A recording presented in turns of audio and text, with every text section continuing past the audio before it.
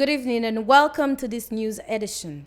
The President of the Republic, Jovenel Moïse, and the former Minister of Defense took part on August 14th in the graduation ceremony in Léogâne of a new cohort of 250 soldiers, 19 officers, and 15 non-commissioned Anacaona military base of the new armed Forces of Haiti, FADH. The occasion presents itself for the head of state to insist once again on the importance of the army for the country, especially in the times of natural disasters.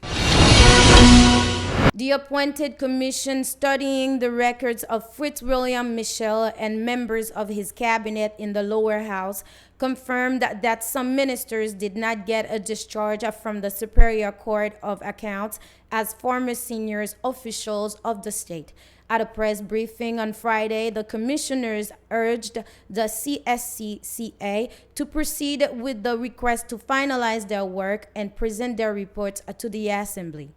Hermano Exinor and Jean-Marcel Lemerin are respectively chairmen and secretary representatives of the said commission. For their part, deputies Samuel Daiti and Worms Perilus indicated that the slowness of the Court of Accounts is delaying the process of ratification of the new government. For these parliamentarians, there is urgency in the matter. On the initiative of Dean of the National Institute of Management and Advanced International Studies, INAGE, and the Students' Committee, a ceremony of tribute to Professors Roger Petitfrère and Vernet Larose was held on Friday at the premises of this structure at Avenue Christophe.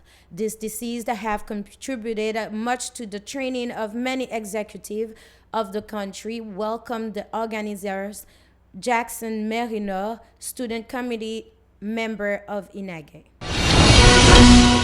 On August 14th, the National Confederation of Haitian Vodou Users, KNVA, inaugurated Carl Henry Desmorne as a new AOUT at a rally at the Canon Sucre Historical Park in Tabar. Several personalities from various backgrounds took part in this ceremony. In the circumstances, the spokesperson of this structure, Evony Georges Auguste, highlighted the importance of voodoo in Haitian culture. For its part, the magistrate of Tabar, Mrs. Nice Simon, held the holding of this activity in her commune. She took the opportunity to advocate unity among all the citizens to break down the deadlock.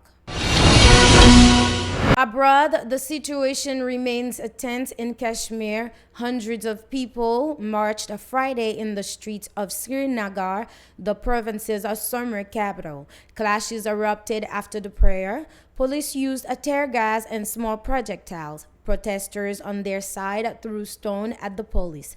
The phone and internet have been cut since August 4th, the day before the announcement by New Delhi of the revocation of the autonomy status. Exceptionally, the UN Security Council discussed Friday the situation in Kashmir. Today, the world is discussing the occupied state, the human rights situation in Jammu and Kashmir. And it is a horrendous situation with violation by India with impunity, denounced Malia Lodi, Pakistan's ambassador to the United Nations. India, for its part, denounces interference from what it calls international searchers. Many nuclear powers are worried about China. The UN Security Council considers that the parties must avoid any unilateral action that will exacerbate the tension, since the situation is already very tense and very dangerous, said Zheng Zhong, Chinese ambassador to the United Nations. In Mali, more than 150 children have been killed in attacks in Mali during the first half of 2019, and some 377,000 minors need protection. UNICEF said nothing noting a surge of serious violations against children in the country since the beginning of the year. 6 years after the beginning of a French military intervention against the jihadist group that had put under their control the north of Mali in 2012, the attacks of groups linked to Al-Qaeda or to Islamic State organization continue, which mingle inter-community conflicts, especially in the center of the country, in a survey report released last week.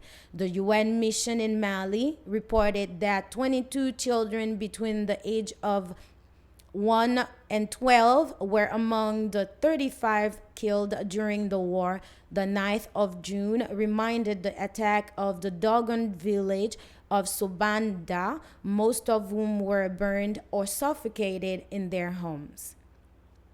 Thank you for watching Info Pacific. If you would like to rewatch this news edition, you may do so at Twitter, Instagram, YouTube, and RadioTelePacific.com. You may also watch it on cable channel 384 for Nassau, Bahamas Island. From all of us at Info Pacific, wishing you a great weekend and a good night.